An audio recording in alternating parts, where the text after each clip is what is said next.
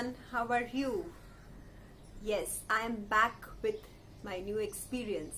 एक छोटा सा एक्सपीरियंस जिसने मुझे ट्रिगर किया और आज ये वीडियो मैं बना रही हूँ. लास्ट वीक जब मैं वीडियो बनाने के लिए रेडी हो रही थी तो मैंने अपने जो कपड़े पहने और थोड़ा सा काजल लगाया और थोड़ी प्रेजेंटेबल होने की कोशिश कर रही थी.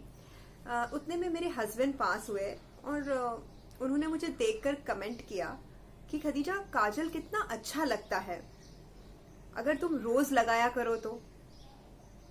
And that was the moment I realised कि यार छोटी छोटी बातें हैं जो लाइफ की, वो मैरिज रिलेशनशिप में कितनी इम्पोर्टेंट है.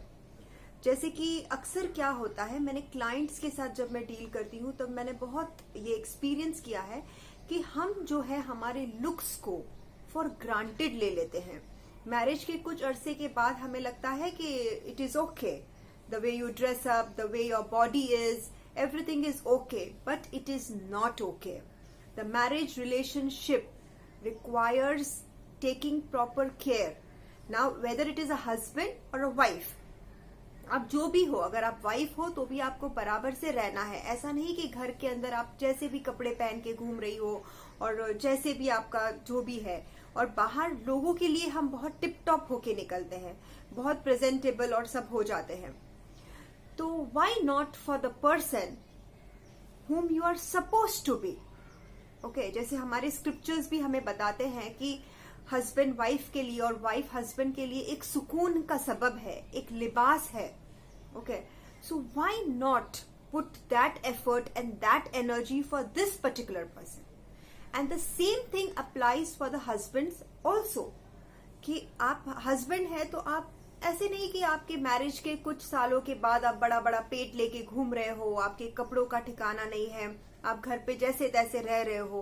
यू नो, देखो आपकी वाइफ आपको हमेशा प्यार तो करेगी ही, वो आपको शायद कुछ बोले भी ना, बट साइकोलॉजिकल लेवल पे आपका जो एक अकरेंस है वो मैरिज लाइफ को कहीं ना कहीं अफेक्ट जरूर करता है. So my invitation to everybody is थोड़ा सा ये एरिया के अंदर भी ध्यान दे. And with this I start my today's video, which is very important.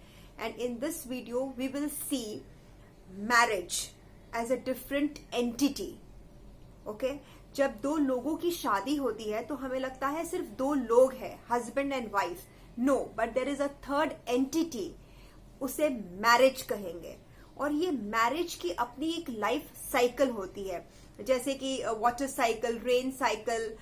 ये जब जो साइकिल है ना, साइकिल मतलब एक स्टेज से दूसरी स्टेज में पास होना, वैसे ही मैरिज भी एक स्टेज से दूसरी स्टेज में पास होती है और उसे होना पड़ता है. Okay, it has its own life cycle. So today we will understand what are those stages through which each of our marriages pass. So the first stage is a new born state. ये बहुत cute state है, बहुत प्यारा state. जैसे एक new born baby, you know, आपके हाथ में पिशी कर दे, पॉटी कर दे, मैं करके रोने लगे, anything is okay for the baby. हम बेबी को कभी मारते नहीं है, उसे प्यार करते हैं. तो सब वो स्टेज ऑफ मैरिज जो होता है वहां पर सब बहुत क्यूट क्यूट लगता है. Now the marriage goes into the second stage, that is the childhood state. अभी जब चाइल्डहुड स्टेट में मैरिज आता है तो it is full of energy, emotions. You know, जैसे कि एक चाइल्ड को हम कैसे कंट्रोल करते हैं, क्योंकि ये बच्चे का भविष्य पेरेंट्स सोचते हैं कि हमारे हाथ में है, अभी से इसको संभालो, नहीं तो ये यहाँ वहां हो जाएगा. तो सेम रिस्पॉन्सिबिलिटी कपल्स के ऊपर आ जाती है कि वो मैरिज को कंट्रोल करने लगते हैं. It is full of energy, तू मैं, यू नो, एक ऐसा स्टेज होता है. And it is a controlling state. It's full of power. Then comes the third state, which I call is a maturity state. ये जो maturity state है वहां पर रिलेशनशिप बहुत स्टेबल हो जाता है. यहाँ पर पार्टनर एक दूसरे की ग्रोथ के ऊपर फोकस करते हैं. Okay, much of the emotions are not involve, they think practically and everything is very stable. ठीक है. अभी मैच्योरिटी के बाद का जो स्टेट है that is old and sick state.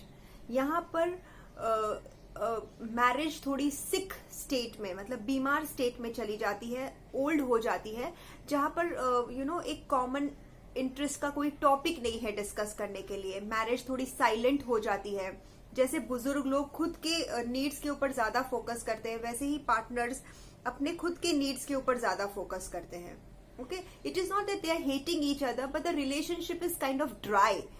They don't find anything motivating, and it is a self-focused relationship. खुद का देख रहे हैं दोनों पार्टनर्स. ओके, अब जब ये स्टेट में आपकी मैरिज लाइफ आती है, so you have to be very mindful to revive it back. क्योंकि अगर आपने यहां से उसको रिवाइव नहीं किया, then it can go to the final state, that is a death. It's a dead stage of the marriage, where the marriage dies. Okay, और बहुत सारे लोग ये डेड बॉडीज लेके घूम रहे हैं. और आप सोचिए कि अगर आप डेड बॉडीज लेके घूम रहे हो तो क्या हाई, वो बॉडी में से बास आने लगेगी थोड़े टाइम के बाद, और वो बास, वो पॉइजन आप ही को नहीं, आपके बच्चों को और धीरे धीरे सोसाइटी को भी ट्रबल करने लगेगा. सो अपनी मैरिज को वो स्टेट में ना पहुंचने दे. जब ये ओल्ड एंड सिक स्टेट में आती है, तभी से you have to be very careful कि इसको हम रिवाइव कैसे करें, इसके अंदर एनर्जी कैसे डालें. Because in that relationship you have to work. You have to work for that relationship. You can not take any relationships for granted. एक आइडियल सिचुएशन क्या है? आइडियल सिचुएशन ये है कि आप और आपके हस्बैंड, आप दोनों जिंदा है. ओके, और मैरिज एक मैच्योरिटी स्टेट में है. ऐसा नहीं कि आप दोनों जिंदा है और marriage is dead. The ideal situation is you both are dead but the marriage is still alive. ऐसा एक state is a ideal state which I would call it. So my invitation to everybody is, अपनी marriage के ऊपर काम कीजिए. Analyse कीजिए कि आपकी मैरिज अभी इस वक्त कौन से स्टेज पे है, कौन से लाइफ साइकिल से वो गुजर रही है. ये जो हमारे हाथ में ये पीरियड जो है ना, जैसे मैच्योरिटी पीरियड को कितना बढ़ाना है, चाइल्डहुड पीरियड को कितना बढ़ाना है, that is our own creativity. हम चाहे तो चाइल्डहुड स्टेज को 10 साल में रख सकते हैं, या तो हम चाहे तो 2 दिन में वो marriage old and sick stage पे आ सकती है. So it is our own efforts which we will put in the beautiful relationship of marriage, because इस पौधे को, इस मैरिज के एंटिटी को नरिशमेंट की बहुत ज्यादा जरूरत है.